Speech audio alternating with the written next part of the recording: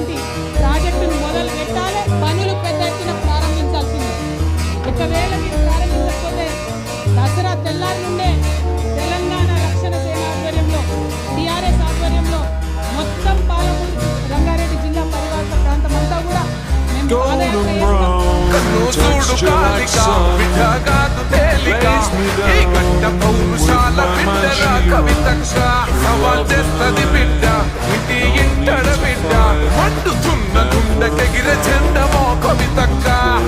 పోరాటాల పుట్టినిల్లు ఈ తెలంగాణ, అహంకార కిరీటాలను పాతిందిరలోన పుట్టినప్పుడల్ల ఎగురమయ్యింది శానా.